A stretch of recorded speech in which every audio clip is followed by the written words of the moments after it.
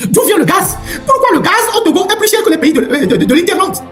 Pourquoi les pays de l'Interland viennent chercher leur gaz au Togo et qu'au Togo, le gaz est plus cher, le gaz domestique bien sûr, est plus cher que les pays de l'Interland?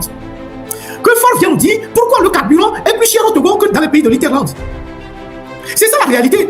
Et donc, tout le monde connaît les conséquences de l'augmentation. Mes chers compatriotes, le prix du carburant vient encore d'augmenter brutalement au Togo. Une nouvelle hausse qui alourdit encore plus le quotidien des Togolais. Ferdinand Haïté nous déballe tout sans filtre. Les vrais responsables, les chiffres cachés et les lourdes conséquences sur le pouvoir d'achat. Qui profite de cette augmentation?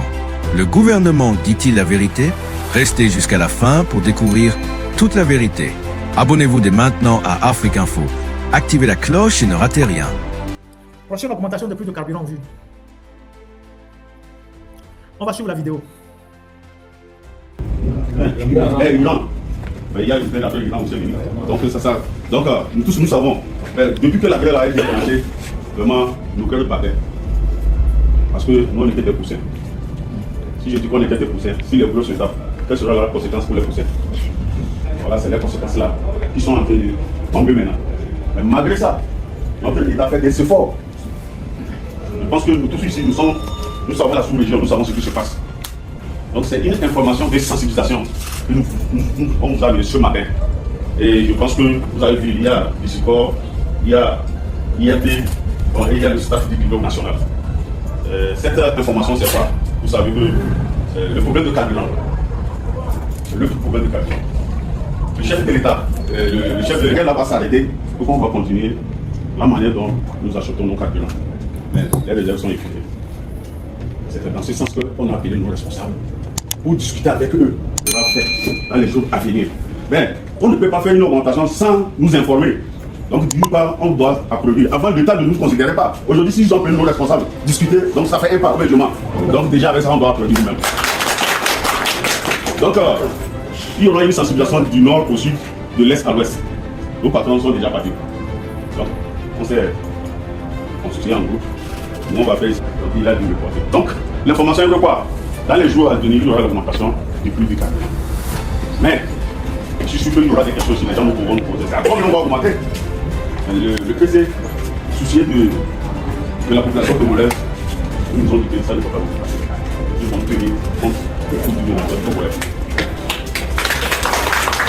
Je pense que c'est pour cela qu'on s'est réunis ce matin.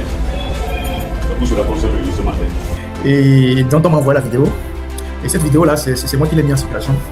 Si vous l'avez retrouvée sur les réseaux sociaux, c'est moi qui ai balancé cette vidéo à toute ma liste de diffusion avant qu'elle ne se retrouve sur la toile. En fait, le gouvernement a discrètement rencontré, selon ce qu'il est en train de dire, les syndicats des transporteurs. Tout à l'heure, il a parlé de Xicote et tout ça. Et le gouvernement leur a fait comprendre que prochainement, il va procéder à l'augmentation des prix de carburant à la pompe.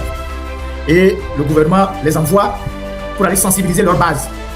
En fait, c'est une action pour prévenir des manifestations. C'est une action préventive pour que les gens ne se révoltent pas. Et donc lui, il le dit qu'on les a envoyés sur le terrain pour sensibiliser les syndicats, les membres des syndicats. Et qu'il y aura des sensibilisations du sud au nord, de l'est à l'ouest.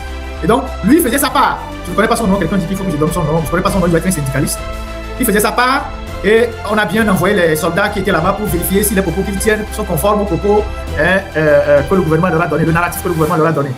Et donc, il le fait si bien qu'il demande aux autres d'applaudir. D'applaudir d'abord parce que, pour une fois, on les a considérés, on les a invités. Et ensuite, que le fameux PC va prendre des mesures pour que ça ne puisse pas nous faire mal. Vous voyez, souvent, quand vous amenez votre enfant à l'infirmerie, avant que l'infirmier ne le pique, il lui chante un peu tout ça là, ça va se passer bien, il n'y aura pas de soucis, ça ne te fera pas mal.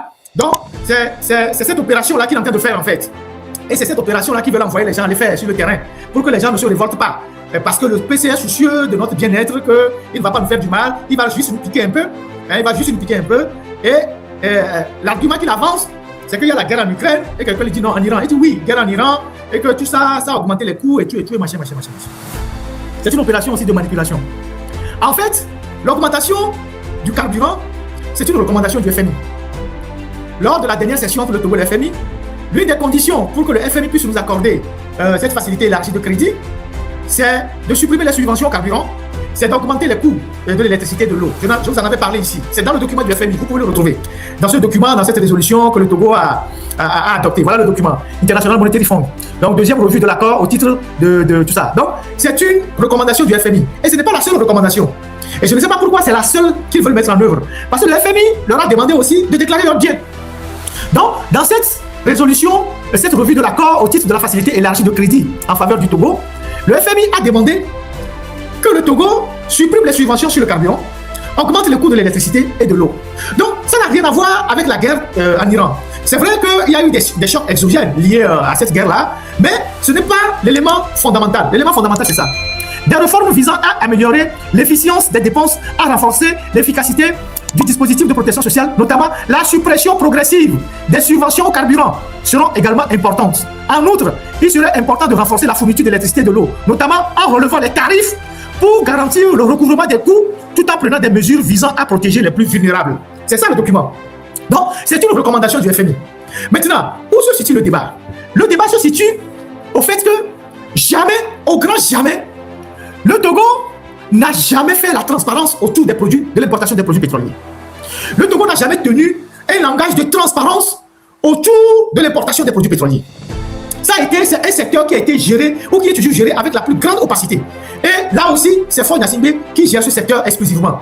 Parce que pendant longtemps, le ministère des Mines et de l'Énergie dépend exclusivement de Faure Gnassingbé. L'importation des produits pétroliers dépend exclusivement de Faure Gnassingbé, de Baké, de Damipi, tout ça. C'est le club. Ce sont ces gens-là qui sont dans les réseaux, avant c'était avec les Adjakli pour importer le pétrole, le carburant. Et eux seuls savent où ils importent le carburant. Et donc, aujourd'hui, nous savons aussi que le Togo n'importe plus une grande partie de son carburant vers les pays du Golfe, mais beaucoup plus au Nigeria avec Dangote.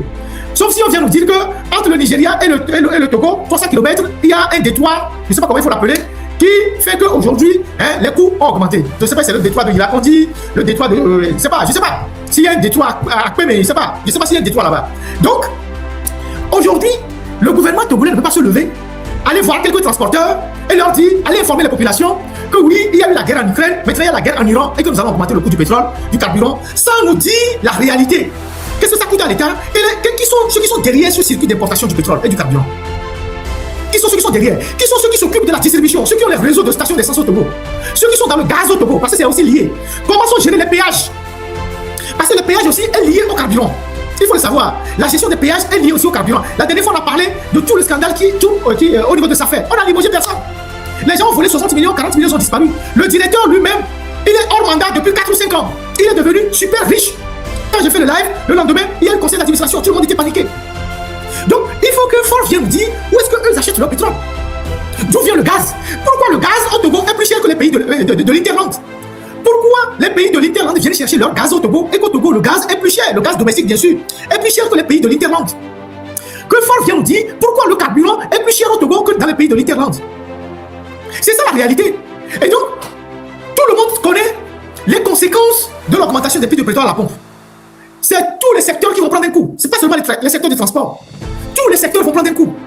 L'alimentation, les transports, tous les secteurs, les prix vont flamber. Le Ghana vient de sortir du FMI.